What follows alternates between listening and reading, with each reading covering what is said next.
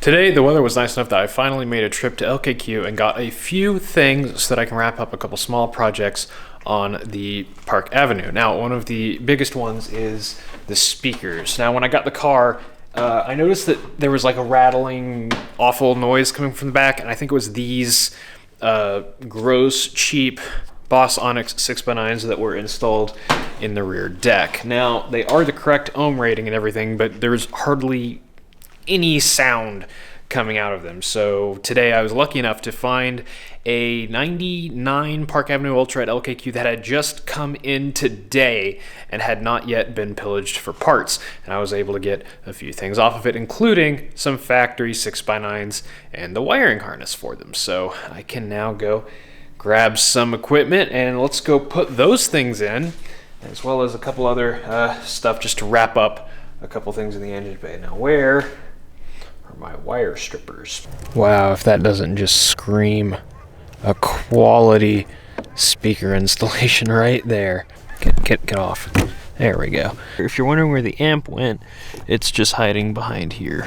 Out of the way for now, since I really don't want to mess with it. What is holding this up? I'm very confused.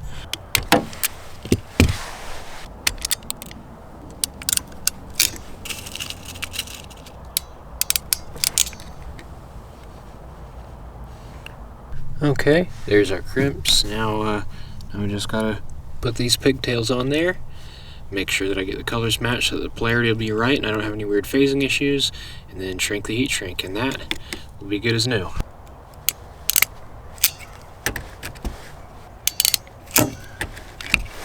Okay, that looks like a solid connection. Just put the heat shrink up here, and I don't have a heat gun, so we'll just have to use the portable one.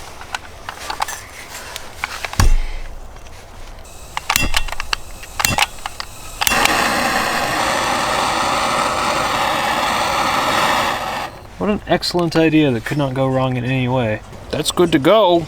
Now I just got to do the exact same on the other side. So the way the speakers go in is actually kind of neat. It's actually completely, I wouldn't say toolless, but screwdriverless. These doohickeys, which I clearly have not prepared properly.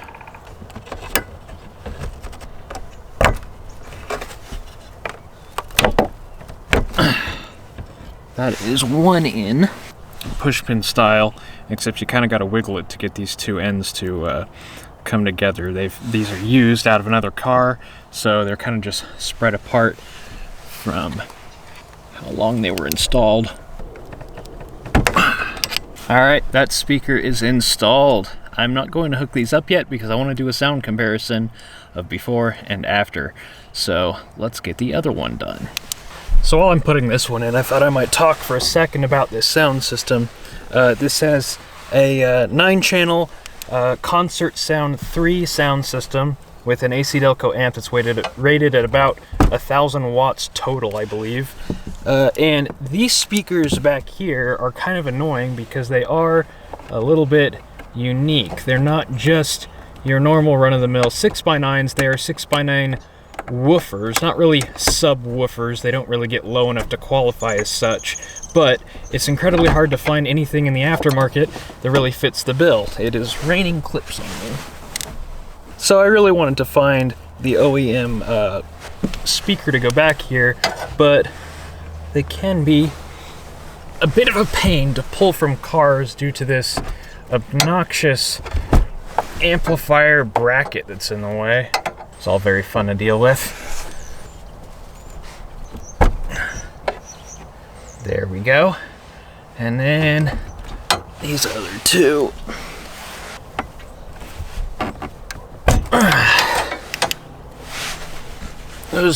Those require quite a bit of force to get that last little bit in there.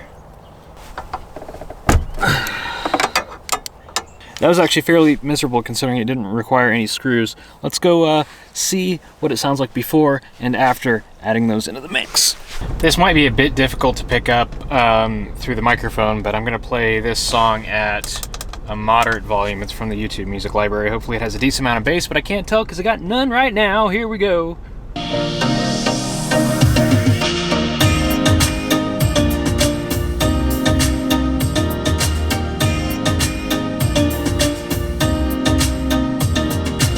Okay, so there was a little bit of mid-bass there. I'm gonna go plug in the speakers and we'll give that a listen again. Okay, the speakers are hooked up, and it's worth noting that I have a completely flat equalizer for all this. I've reset all my audio settings back to the default. So, now that the rear speakers are in, let's see what that sounds like.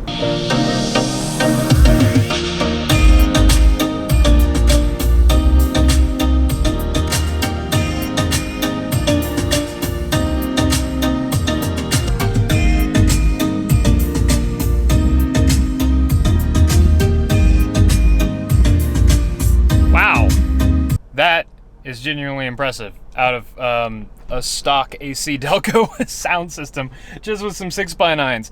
I can't wait to get the this equalizer set up for those and actually tune this thing. Wow. Okay, let's move on to the next couple of small little things just to round out this car for now. So when everything here is a frozen wasteland, I actually tried to get this car started by warming up the front head with a heat gun in the oil fill nozzle, and that didn't work too well, and it kind of, yeah, I melted the nozzle. I actually caught it on fire, so this needs replaced. So let's just see if we can get the whole thing off.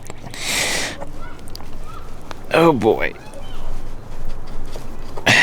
See, usually you use the cap to apply the torque to twist it off, but the threads are melted, so it just spins, so that could be a bit of an issue. I might need some assistance here.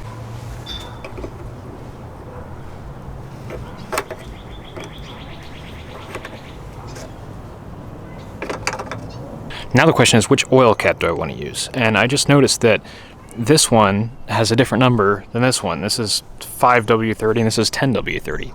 That's interesting. This is from an earlier car.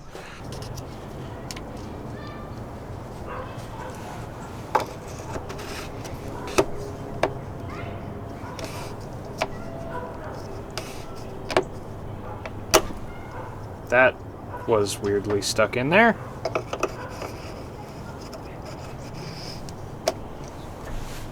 Okay, cool. That is on. But now let's take it all right back off again, because I need under here.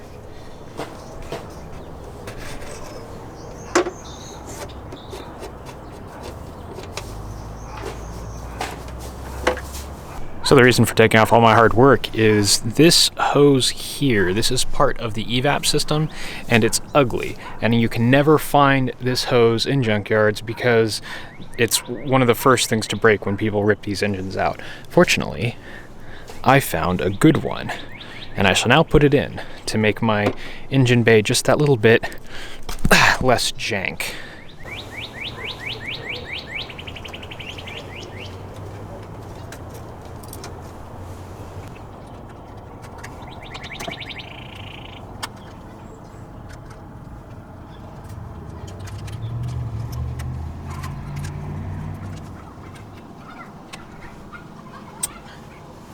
Oh man, isn't that so much better? It's the little things that will be completely covered up. And nobody will ever know about that nice little OEM touch added to this neglected little engine. Oh well, James May would be proud. It's impressively, standard. Well, that's it. Another simple win in the books. When you really need a win like this, sometimes it's best to just do a couple of really easy small projects and hope that nothing goes wrong with those, and then you have the satisfaction of a job well done, and the car is one step closer to actually being good, nice, I don't know, definitely not perfect, but we're getting there. Thanks for watching.